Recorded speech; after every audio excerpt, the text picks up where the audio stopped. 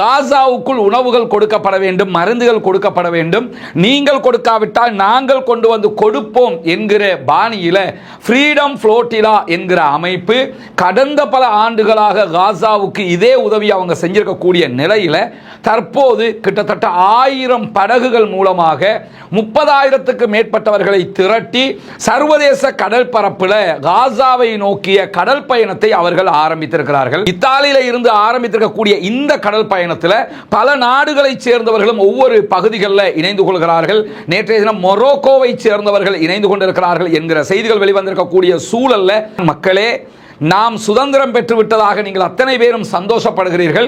உண்மையிலேயே நமக்கு இன்றைய நாள் சுதந்திரம் கிடைக்கவில்லை. நமக்கு உண்மையான சுதந்திரம் எப்போது கிடைக்கும் என்று சொன்னால், எப்பொழுது பாலஸ்தீன மக்களுக்கு அவர்களுடைய சொந்த பூமி, சொந்த நாடு அவர்களுக்குத்தான் சொந்தம் என்றாகி தனி நாடு என்கிற அங்கீகாரம் கிடைக்கிறதோ அன்றைக்குத்தான் நமக்கும் சுதந்திர நாளாக அமையும் மக்களே என்று சொல்லி தன்னுடைய மக்களுக்கு ஆற்றிய உரையில நெல்சன் மண்டேலா அவர்கள் பேசியது இன்றைக்கும் வரலாற்று குறிப்பாக நம்ம பார்க்க முடிகிறது. அப்படிப்பட்ட நெல்சன் மண்டேலாவினுடைய பேரப்பிள்ளை காசாவுக்கான கடல் பயணத்தில் இணைந்து கொள்வதற்காக துனிசியா வந்திருக்கிறார். இப்படியான செய்திகளுக்கு மத்தியில் அமெரிக்காவினுடைய மத்திய கட்டளை தளபதி இன்றைக்கு இஸ்ரேலுடைய ராணுவ தளபதி இயால் ஜமீரை வந்து சந்தித்திருக்கிறார் என்கிற செய்திகள் வெளியாக இருக்கீங்க. நீங்க பார்க்கலாம், அவங்க நடத்திய ஒரு சந்திப்பு தான் இந்த புகைப்படத்தில் காட்சிப்படுத்தப்படுகிறது. அரபு நாடுகளுடைய கூட்டமைப்பு அறிக்கை ஒன்றை வெளியிட்டிருக்கிறாங்க. இஸ்ரேல் தன்னுடைய விரோத போக்குகளை இப்படியே தாக்குதல்களை நடத்திக்கிட்டே எதிர்த்து நிற்கிற மனப்பக்குவத்தோட இஸ்ரேல் இருந்துச்சுன்னு சொல்லி சொன்னா இது வந்து மத்திய கிழக்கில் அமைதியை தராது அப்படின்னு சொல்லி அந்த அறிக்கையில் எழுதியிருக்கிறாங்க. அது மட்டுமல்லாம இஸ்ரேல் அரபு நாடுகளுடைய நிலங்களை ஆக்கிரமிக்குது. இப்படி ஆக்கிரமிக்கிற இஸ்ரேலுடைய முயற்சி என்பது எப்படி நிம்மதியை தரும் அப்படிலாம் கேட்கிறாங்க. சிரியாவை பிடிக்கிறான், அதே மாதிரி லெபனான்ல சில பகுதியில் பிடிக்கிறான் இல்லையா. காசாங்கிறது 2ஆம் பட்சம் அவங்களுக்கு. இந்த ஏரியாலாம் பிடிக்கிறான், அடுத்து சவுதி வரைக்கும் வந்துருவான், மற்ற நாடுகளை பிடிச்சிருவாங்கிறதுனால தான் இந்த அறிக்கை வெளியிட்டேன்னு சொல்றாங்கன்னு கேட்டா, இவர்களுடைய தொடர்ச்சியான இந்த விரோத போக்குங்கிறது மத்திய கிழக்கில் எந்த விதமான அமைதியையும் தராது அப்படின்னு சொல்லிட்டு பாலஸ்தீன பிரச்சனைக்கு அமைதியான தீர்வு இல்லாதது பெரிய வன்முறைகளை எல்லாம் தோற்றுவிச்சுக்கிட்டு இருக்குது. எனவே பாலஸ்தீன பிரச்சனையை நம்ம தீர்க்கணும் சொல்லி சொன்னா இரு நாட்டு தீர்வு வேண்டும் அப்படின்னு சொல்லி அவங்க வலியுறுத்தி இருக்கிறாங்க.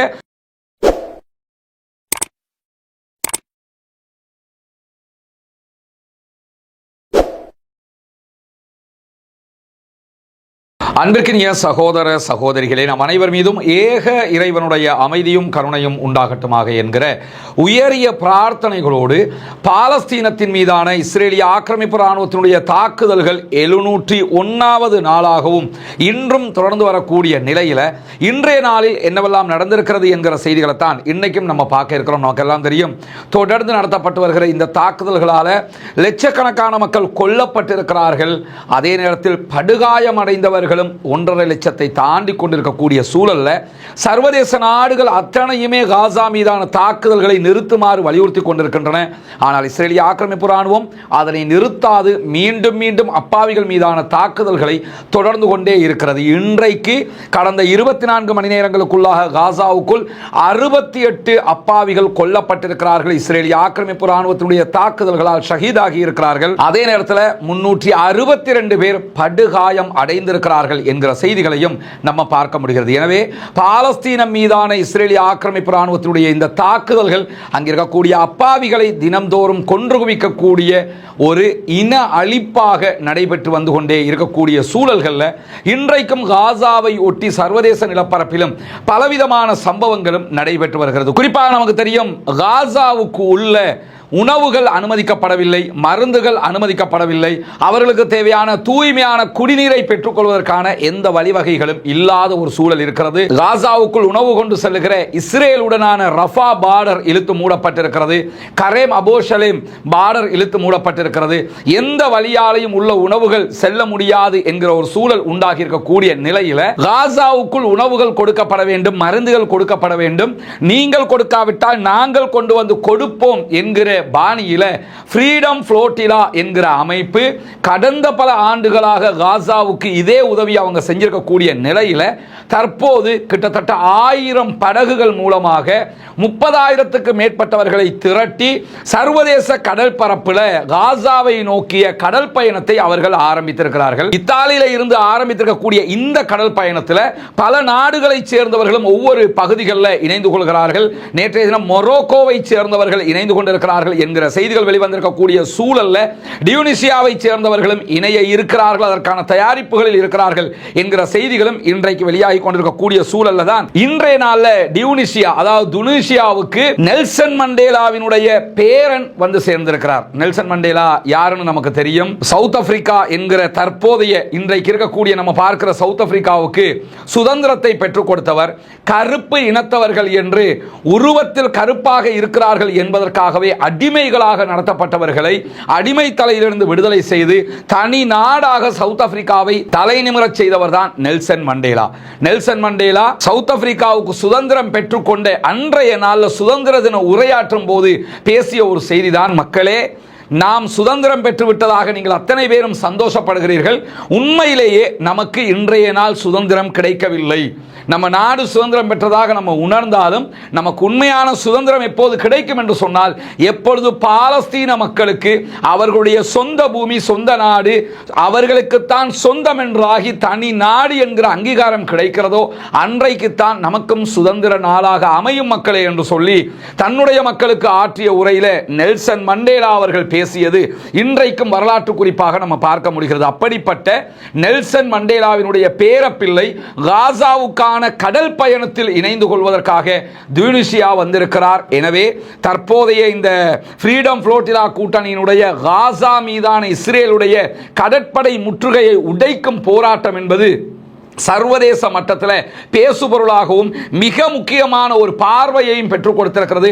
அல்லாஹு தாலா அந்த பயணத்தை வெற்றியாக்க வேண்டும். அவர்களுடைய பயணத்தின் மூலமாக காசா மக்களுடைய செய்திகள் மேலும் மேலும் இந்த உலகத்திற்கு போய் சேர வேண்டும் என்பதுதான் நம்முடைய பிரார்த்தனையாகவும் இருக்கக்கூடிய நேரத்தில் இன்றைய நாளில் நடைபெற்றிருக்கக்கூடிய இன்னும் ஒரு முக்கியமான செய்தி என்னன்னா, இஸ்ரேலிய ஆக்கிரமிப்பு ராணுவம் காசாவுக்குள்ள மீண்டும் பல தாக்குதல்களை நடத்தி கொண்டிருக்கிறார்கள். குறிப்பாக நார்த் காசா வடக்கு காசா பகுதிகளிலையும் காசா சிட்டி பகுதிகளிலையும் தாக்குதல்களை நடத்தும் போது அவங்க இன்னைக்கு வெளியிட்டிருக்கக்கூடிய ஒரு செய்தி என்னன்னு சொன்னா, நாங்க பொதுமக்களை வெளியேறுமாறு சொல்லுகிறோம், ஆனால் 1/2 மில்லியனுக்கு மேற்பட்ட மக்கள் நார்த் காசா பகுதிகளிலையும் காசா சிட்டி பகுதிகளிலையும் வீடுகளை விட்டு வெளியேற மறுக்கிறார்கள். வீடுன்னா ஆல்ரெடி இருந்த வீடெல்லாம் கிடையாது, அதெல்லாம் அடிச்சு நோக்கிட்டாங்க. வீடுனா அவங்க எதை சொல்றாங்கன்னு சொன்னா அந்த கூடாரங்களை சொல்றாங்க. இந்த கூடாரங்களை விட்டு வெளியேற மறுக்கிறார்கள். 1/2 மில்லியனுக்கு மேற்பட்ட மக்கள் மொத்தமாக நாங்கள் இங்குதான் இருப்போம் என்கிறார்கள். எனவே நாங்கள் ஆக்கிரமிப்பு வேலையை செய்யும் போது அவர்கள் வெளியேறாமல் நாங்கள் என்ன செய்வது என்கிற கேள்விகளை அவங்க எழுப்பிக்கிட்டு இருக்காங்க. இங்க நம்ம என்ன கவனிக்கணும்னு கேட்டா, காசாவுக்குள்ள நடைபெற்று வரக்கூடிய இந்த தாக்குதல்கள்ல லட்சக்கணக்கான மக்கள் நூற்றுக்கணக்கான தடவைகள் அகதிகளாக நார்த் காசாவிலிருந்து சவுத் காசா, சவுத் காசாவிலிருந்து சென்ட்ரல் காசா, சென்ட்ரல் காசாவிலிருந்து கான் யூனுஸ்ல இருந்து ரஃபா, இப்படி மாறி மாறி மாறி மாறி நூற்றுக்கணக்கான தடவைகள் அவர்கள் அலைக்கழிக்கப்பட்டிருக்கிறார்கள், அகதிகளாக ஆக்கப்பட்டிருக்கிறார்கள். எனவேதான் இப்ப என்ன முடிவெடுத்திருக்கிறாங்கன்னு கேட்டா, நாங்க வெளியேற மாட்டோம், கொல்றதா இருந்தா கொன்னுக்க, ஏன்னா ஆல்ரெடி எத்தனையோ பேரை கொன்னுட்டீங்க லட்சக்கணக்கான மக்களை, எனவே நாங்கள் எங்கள் பூமியை விட்டு இனி வெளியேற தயார் இல்லை என்கிற நிலையில வடக்கு காசா நார்த் காசா பகுதிகளிலும் காசா சிட்டி பகுதிகளிலும் 5 லட்சத்துக்கு மேற்பட்டவர்கள் 1/2 மில்லியன் மக்கள் அவர்களுடைய கூடாரங்களிலேயே இருக்கிறார்கள். இது மிகப்பெரிய சங்கடத்தை எங்களுக்கு ஏற்படுத்தி இருக்கிறது என்று சொல்லி இஸ்ரேலிய ஆக்கிரமிப்பு ராணுவத்தை சேர்ந்த சிலர் என்ன பண்ணிருக்கிறாங்கன்னு கேட்டா, மஆரிவ் செய்தி பிரிவுக்கு இஸ்ரேலுடைய செய்தி பிரிவுக்கு இந்த செய்திகளை சொல்லி இருக்கிறார்கள். ஏன் இந்த சிலர் மட்டும் சொல்றாங்கன்னு சொன்னா, அப்பாவி பொதுமக்களை கொல்வதில் ஈடுபாடு காட்டாத விரும்பாத ஒரு சில மனிதநேயம் மிக்க கூடியவர்கள் தான் இந்த செய்திகளை ராணுவத்தில் இருக்கக்கூடியவர்கள் பத்திரிகைக்கு சொல்றாங்க. மற்றவங்களை பொறுத்தவரை சம்பளம் தந்தா எத்தனை பேர் என்னாலும் கொல்ல வேண்டியிருக்கக்கூடியவன் கொண்டுகிட்டே போவான் என்கிறது தான் ஒரு நிலையாக இருக்கிறது என்பதையும் நாம் புரிந்து கொள்ள வேண்டும். இப்படியான செய்திகளுக்கு மத்தியில் அமெரிக்காவினுடைய மத்திய கட்டளை தளபதி இன்றைக்கு இஸ்ரேலுடைய ராணுவ தளபதி இயால் ஜமீரை வந்து சந்தித்திருக்கிறார். சந்தித்திருக்கிறார் என்கிற செய்திகள் வெளியாக இருக்கீங்க. நீங்க பார்க்கலாம், அவங்க நடத்திய ஒரு சந்திப்பு தான் இந்த புகைப்படத்தில் காட்சிப்படுத்தப்படுகிறது. அமெரிக்காவினுடைய மத்திய கட்டளையினுடைய தளபதி தான் இப்படி இஸ்ரேலிய ராணுவ தளபதி இயால் ஜமீரை வந்து சந்தித்திருக்கிறார். குறிப்பாக இந்த சந்திப்பில் தெளிவாக அவங்க சொல்லியிருக்கக்கூடிய செய்தி என்னன்னு கேட்டா, இஸ்ரேலை பாதுகாப்பது, இஸ்ரேலுடைய ஸ்திரத்தன்மையை பாதுகாப்பது ஆகிய விவகாரங்களுக்காக அமெரிக்காவும் அமெரிக்க ராணுவமும் எப்போதும் உங்களோடு துணையாக இருக்கும், அசையாத உறுதிப்பாடு உங்களுடன் எங்களுக்கு இருக்கிறது என்று தெளிவாக சொல்லியிருக்கிறார்கள். என்னன்னா, நீங்க எத்தனை ஆயிரம் பேரை கொண்டாலும் சரி, எத்தனை குழந்தைகளை கொன்று குவிச்சாலும் சரி, என்ன அநியாயம் பண்ணினாலும் சரி, அமெரிக்காவும் அமெரிக்காவுடைய ராணுவம் உங்க கூட இருப்போம். நாங்க நீங்க என்ன பண்ணினாலும் எங்களுக்கு பிரச்சனை இல்லை, நீங்க எது செஞ்சாலும் உங்களை காப்பாற்றுற வேலை எங்களுடையது என்று சொல்லி வெளிப்படையாகவே இன்னைக்கு வந்து அவருடைய சந்திப்பிலையும் சொல்லி இருக்கிறாங்க என்கிற செய்திகளை இன்றைக்கு இஸ்ரேலிய போர்சஸ் வெளியிட்டிருக்கக்கூடிய செய்திகளில் நம்ம பார்க்க முடிகிறது. எனவே அநியாயம் செய்வதற்கு எப்படியெல்லாம் துணை போகிறார்கள் என்பதையும் இந்த செய்திகளூடாக நம்ம பார்க்க முடிகிற அதே நேரத்தில் அரப் லீகினுடைய மாநாடு ஈஜிப்டினுடைய தலைநகர் கெய்ரோவில் நடைபெற்று வந்த நிலையில் அதனுடைய இறுதி நாளான இன்று ஒரு அறிக்கையை அரப் லீக் வெளியிட்டிருக்கிறது. இந்த அறிக்கையை பார்க்கும்போது எனக்கு என்ன தோணுச்சுன்னு சொன்னா, இது ஒரு பயானாக பண்ணியிருக்கலாம். பயான் பண்ணுவோம்ல, ஒரு பேச்சு உரையாற்றுவோம்ல, அது மாதிரி பண்ணிட்டு போயிருக்கலாம். 700 நாளாக அறிக்கை அறிக்கை அறிக்கை தானே, அந்த அறிக்கையை நானும் வெளியிடலாம், நீங்களும் வெளியிடலாம் அங்கிற நிலையில் அரபு லீக் இப்போ என்ன பண்ணியிருக்காங்கன்னு கேட்டால், அரபு நாடுகளுடைய கூட்டமைப்பு அறிக்கை ஒன்றை வெளியிட்டிருக்கிறாங்க. இஸ்ரேல் தன்னுடைய விரோத போக்குகளை இப்படியே தாக்குதல்களை நடத்திக்கிட்டே எதிர்த்து நிற்கிற மனப்பக்குவத்தோடு இஸ்ரேல் இருந்துச்சுன்னு சொல்லி சொன்னால், இது வந்து மத்திய கிழக்கில் அமைதியை தராது அப்படின்னு சொல்லி அந்த அறிக்கையில் எழுதியிருக்கிறாங்க. அது மட்டும் இல்லாமல் இஸ்ரேல் அரபு நாடுகளுடைய நிலங்களை ஆக்கிரமிக்குது, இப்படி ஆக்கிரமிக்கிற இஸ்ரேலுடைய முயற்சி என்பது எப்படி நிம்மதியை தரும் அப்படிலாம் கேட்குறாங்க. சிரியாவை பிடிக்கிறான், அதே மாதிரி லெபனான்ல சில பகுதியில் பிடிக்கிறான் இல்லையா, காசாங்கிறது 2ஆம் பட்சம் அவங்களுக்கு, இந்த ஏரியாலாம் பிடிக்கிறான், அடுத்து சவுதி வரைக்கும் வந்துருவான், மற்ற நாடுகளை பிடிச்சிருவாங்கிறதுனால தான் இந்த அறிக்கை வெளியிட்டேன்னு சொல்றாங்கன்னு கேட்டால், இவருடைய தொடர்ச்சியான இந்த விரோத போக்குங்கிறது மத்திய கிழக்கில் எந்த விதமான அமைதியையும் தராது அப்படின்னு சொல்லிட்டு பாலஸ்தீன பிரச்சனைக்கு அமைதியான தீர்வு இல்லாதது பெரிய வன்முறைகளை எல்லாம் தோற்றுவிச்சுக்கிட்டு இருக்குது. எனவே பாலஸ்தீன பிரச்சனையை நம்ம தீர்க்கணும்னு சொல்லி சொன்னா இரு நாட்டு தீர்வு வேண்டும் அப்படின்னு சொல்லி அவங்க வலியுறுத்தி இருக்கிறாங்க. வலியுறுத்தும் போது 2002 அரபு அமைதி முயற்சியை சுட்டிக்காட்டி இருக்கிறாங்க. அதே மாதிரி ஜூன் 4 1967 இஸ்ரேல் பின்வாங்க வேண்டும், இப்படி பின்வாங்கினா மட்டும்தான் நாம வந்து ஒரு அமைதியை அடைய முடியும் என்று சொல்லி மீண்டும் என்ன பண்ணிருக்காங்கன்னா 1967ஆம் ஆண்டுடைய பாலஸ்தீன நிலப்பகுதி வேண்டும் என்கிற கோரிக்கை அவங்க விடுத்திருக்கிறாங்க. அது அவர்களுடைய கோரிக்கை. உலகமே இதைத்தான் சொல்லிக்கிட்டு 1967 கால பகுதிகளில் இருந்த பாலஸ்தீனத்தை தனி நாடாக அங்கீகரிக்க வேண்டும் என்று அதை அரபு லீகினுடைய மாநாட்டிலையும் ஒரு அறிக்கையாக சொல்லி இருக்கிறார்கள். செய்தி என்கிற வகையில் தான் நம்ம இதை சொல்றோமே தவிர இந்த அறிக்கையால் எந்த ஒரு எஃபெக்டும் அங்கே ஏற்பட போறதில்லை என்கிறது நமக்கெல்லாம் தெரியுமாக இருக்கக்கூடிய இந்த சூழல்ல 2 நாடுகள் என்கிற தீர்வு திட்டம் செப்டம்பர் 22ஆம் தேதி ஐநாவினுடைய அமர்விலே கொண்டு வரப்பட இருக்கிறது. இந்த தீர்வு திட்ட மாநாடு ஏற்கனவே முன்மொழிஞ்சதை போல பிரான்சும் சவுதி அரேபியாவும் கொண்டு வருகிற தீர்வு திட்ட மாநாடாக இருக்கிறது. இந்த மாநாட்டை பொறுத்தவரை சவுதி அரேபியாவால் முன்வைக்கப்பட்டிருக்கக்கூடிய இந்த தீர்மானம் வாய்மொழி தீர்மானமாகத்தான் கொண்டு வரப்பட்டது. அதை ஐநா சபை ஏற்றுக்கொண்டிருக்கிறது.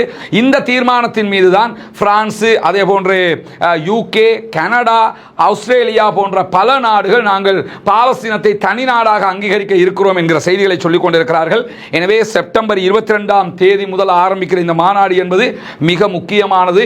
பாலஸ்தீனம் தனிநாட்டை நோக்கி நகர்கிற அந்த பணியிலே இடம்பெறக்கூடிய பல முக்கியமான திருப்பங்களை உண்டாக்கக்கூடியது. பொறுத்திருந்து பார்ப்போம். வல்ல ரஹ்மான் இந்த மாநாட்டை ஒரு வெற்றிகரமான மாநாடாக மாற்றி தர வேண்டும் என்கிற பிரார்த்தனைகளோடு இன்றைய நாளில் இஸ்ரேலுடைய அதிகாரிகளை மேற்கோள் காட்டி இஸ்ரேலுடைய வால்லா நியூஸ் ஏஜென்சி ஒரு செய்தியை வெளியிட்டிருக்கிறது. அந்த செய்தியில் என்ன சொல்றாங்கன்னு கேட்டா, காசா நகரத்தில் நாங்க என்ன சாதிக்க போகிறோம் என்பது எங்களுக்கே தெரியாது அப்படின்னு இருக்கிறாங்க.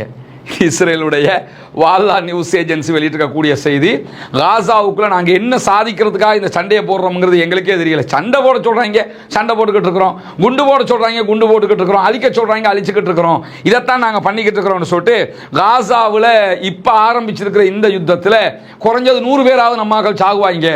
குறைஞ்சது, மேக்சிமம் கிடையாது, மினிமத்தை சொல்லியிருக்கிறாங்க. இந்த 100 பேர் முதல் நாள் மூசாவின் கைத்தடி தாக்குதல்லையே காலி, அவுட்டாக போயிட்டாங்க. அதை விட்டு போட்டு, அதை மறந்த மாதிரி விட்டு போட்டு தான் என்ன சொல்கிறாங்கன்னு கேட்டால் குறைஞ்சது 100 பேராவது நம்ம மக்கள் செத்துருவாங்களா இல்லையா? அப்போ இந்த தாக்குதல் நமக்கு தேவையா அப்படின்னு சொல்லி கேட்கக்கூடிய ஒரு நிலையும் உருவாகி இருக்கிறது. காசாவில் என்ன சாதிக்க போகிறோம்ங்கிறது எங்களுக்கே தெரியாமல் இந்த யுத்தத்தை பண்ணிக்கிட்டு இருக்கிறோம்னு கைவிரிச்சிருக்கிறது இஸ்ரேலிய ஆக்கிரமிப்பு இராணுவம் என்கிற நிலையில் நேற்றைய தினம் ஒரு அறிவிப்பை இஸ்ரேல் வெளியிட்டிருந்ததை நீங்கள் பார்த்துருப்பீங்க. காசாவில் 40% நிலத்தை நாங்கள் கைப்பற்றி இருக்கிறோம், நாங்கள் எங்கள் கண்ட்ரோலில் வச்சுக்கிட்டு இருக்கிறோம் அப்படின்னு சொல்லி அறிவிச்சிருந்தாங்க. இதில் காமெடி என்னன்னு கேட்டால் 2 ஆண்டுகளாக யுத்தம் நடைபெறுகிறது. இந்த 2 வருஷ யுத்தத்தில் 40% நிலத்தை தான் அவங்க பிடிச்சிருக்கிறாங்களாம். காசாங்கிறது என்ன ஈரான் மாதிரி ஒரு பெரிய நிலப்பரப்பா, ஈராக் மாதிரி ஒரு நிலப்பரப்பா, ஆப்கான் மாதிரி ஒரு நிலப்பரப்பா? அவ்வளோ பெரிய நிலப்பரப்பாகவா அது இருக்குது? ஒரு சின்ன சிட்டி அது. அந்த சிட்டியிலேயே 40% இடத்தை தான் பிடிச்சிருக்கிறாங்களாம். இதுக்கு 700 நாள் தேவைப்பட்டிருக்கு, 2 ஆண்டுகள் கிட்டத்தட்ட தேவைப்பட்டிருக்கிறது இந்த பகுதிகளை பிடிக்கிறதுக்கு. இது முதல்ல உண்மை கிடையாது, அவருடைய ராணுவமே அதை பொய்ன்னு சொல்லிக்கிட்டு இருக்குது. பெஞ்சமின் நெத்தன்யாஹு சொல்றாரு 40% கட்டுப்படுத்தி இருக்கிறோம்னு. அந்த கட்டுப்படுத்தி இருக்கிற பகுதிகளுக்கு 2 ஆண்டு தேவைப்பட்டிருக்குன்னு சொன்னா இன்னும் இருக்கக்கூடிய 60% கட்டுப்படுத்தணும்னா இன்னும் 3 ஆண்டுகள் அவர்களுக்கு தேவைப்படும். இதே மாதிரி உக்கிரமாக யுத்தம் நடத்தப்பட வேண்டும். அப்படி நடத்தினா தான் பிடிக்க முடியும். ஆனா இந்த செய்தியை நேற்று சொன்னாங்களா, இன்றைக்கு அவர்களுடைய நெசட்டினுடைய வெளியுறவு மற்றும் பாதுகாப்பு குழுவினுடைய உறுப்பினர் அமித் ஹலேவி வெளியிட்டிருக்கக்கூடிய ஒரு அறிவிப்பு வெளியாக இருக்குது. நேற்று வந்த 40%க்கு மாற்றமான ஒரு அறிவிப்பாக இருக்கிறது. என்ன அவர் சொல்றாருன்னு கேட்டா, பாலஸ்தீன விடுதலை அமைப்பு காசாவுக்குள்ள அதிகாரத்தின் உச்சத்தில் இருக்கிறார்கள். நீங்க என்னதான் சொன்னாலும் அங்க எல்லாவற்றையுமே இவ்வளவு பெரிய யுத்தத்துக்குள்ள அழகா கண்ட்ரோல் பண்ணிக்கிட்டு இருக்கிறாங்க. அதுதான் அங்க உள்ள ஸ்பெஷலே என்று சொல்லி இஸ்ரேலுடைய நெசட் பாராளுமன்றத்தினுடைய வெளியுறவு அதே போன்று பாதுகாப்பு குழுவினுடைய உறுப்பினர் அமித் ஹலேவி சொல்றதை தாண்டி என்ன மேலதிகமாக சொல்றாருன்னு கேட்டா, பாலஸ்தீன விடுதலை அமைப்பு முழு கட்டுப்பாட்டை வைத்துக் கொண்டிருக்கிறார்கள். அதே போன்று அவர்களுடைய தேவையான வெடிபொருட்கள் அவங்கள்ட்ட இருக்குது, அவர்களுடைய தேவையான படை அவர்கள் வசம் இருக்கிறது. எனவே அவர்களுடைய அதிகாரம் உச்சத்தில் இருக்கிறது. பாலஸ்தீன விடுதலை அமைப்பிட்ட தேவையான ராணுவம் அவங்க வச்சுக்கிட்டு இருக்கிறாங்க. தேவைப்பட்ட நேரத்துக்கு ஆட்களை இறக்கி அட்டாக் பண்றாங்க. அதே மாதிரி அவங்களுக்கு தேவையான அளவுக்கு ஆயுதமும் இருக்குது. அதை தாண்டி அதிகாரத்தை அவங்க தான் கண்ட்ரோல் பண்றாங்க. நம்ம வெறுமனே 40% சொல்லிக்கிட்டு இருக்கிறோமே தவிர முழுமையாக காசாவை அவர்கள் தான் கைப்பற்றுகிறார்கள். எனவே நம்ம தோற்று கொண்டுதான் இருக்கிறோம், ஆல்ரெடி பலமுறை தோத்துட்டோம், இதை புரிந்து கொள்ளுங்கள் என்கிற செய்திகளை இன்றைக்கு இஸ்ரேலிய பாராளுமன்றத்தினுடைய உறுப்பினர்களே சொல்லக்கூடிய நிலையாக இன்றைய நிலையை நம்ம பார்க்க முடியும். எனவே பாலஸ்தீனம் மீதான இஸ்ரேலுடைய தாக்குதல் உக்கிரமாக இருக்கிறது, அநியாயத்தின் உச்சமாக இருக்கிறது. இப்படியான சூழலையும் பாலஸ்தீன விடுதலை ராணுவம் தொடர்ந்து பாலஸ்தீனத்திற்கு ஆதரவாக தங்களுடைய முழுமூச்சான போராட்டத்தை தொடர்ந்து கொண்டிருக்கிறார்கள். சர்வதேச மட்டத்தில் பாலஸ்தீனத்திற்கு ஆதரவான போராட்டங்களும் ஆர்ப்பாட்டங்களும் நடைபெற்றுக் கொண்டே இருக்கிறது. நேற்றைய தினம் அல்ஹம்துலில்லாஹ் ஜும்மா தொழுகையை தொடர்ந்து மூத்தூர்ல ஒரு பாரிய ஆர்ப்பாட்டம் ஏற்பாடு செய்யப்பட்டு நடந்து முடிந்தது. மூத்தூருடைய அனைத்து பள்ளிவாசல்களும் இணைந்து அந்த ஆர்ப்பாட்டத்தில் பங்கெடுத்திருந்தாங்க. அல்லாஹுக்கே எல்லா புகழும்.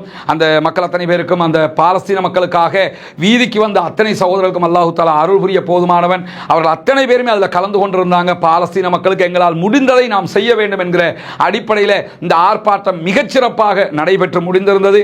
எனவே மற்ற ஊர்களும் இப்படியான முன்னுதாரணங்களை கவனத்தில் கொண்டு தொடர் ஆர்ப்பாட்டங்களை பாலஸ்தீனத்திற்கு ஆதரவாக நாம் செய்ய முன்வர வேண்டும். அப்படி வருகிற போது கண்டிப்பாக பாலஸ்தீன மக்களுடைய போராட்டத்தில் நாமும் ஜனநாயக ரீதியாக பங்கெடுத்த மன திருப்தியும் அவர்களுடைய வெற்றியில் நாமும் பங்கெடுத்திருக்கிறோம் என்கிற திருப்தியும் நமக்கு கிடைக்கும். நாளை மறுமையிலும் நிரப்பமான கூலிகளை இறைவன் தர போதுமானவன். பாலஸ்தீனம் வெற்றி பெற வேண்டும், பாலஸ்தீனம் சுதந்திரம் அடைய வேண்டும், பாலஸ்தீன மக்கள் நம்மை போன்ற நிம்மதியானவர்களாக மாற வேண்டும், வாழ வேண்டும் என்கிற உயரிய பிரார்த்தனைகளோடு பாலஸ்தீன அப்பாவிகளுக்காக பிரார்த்திக்கிறார். அதே நேரம் இஸ்ரேலிய ஆக்கிரமிப்பு ராணுவத்திற்கு எதிராக குனூத்துன் நாசிலாவை ஓத மறந்து விடாதீர்கள். நண்பர்களே தாய்மார்களே என்கிற கோரிக்கைகளோடு பாலஸ்தீன மக்களுக்காக ஜனநாயக ரீதியாக தொடர்ந்தும் குரல் எழுப்புவோமாக. அல்ஹம்துலில்லாஹி ரப்பில் ஆலமீன்.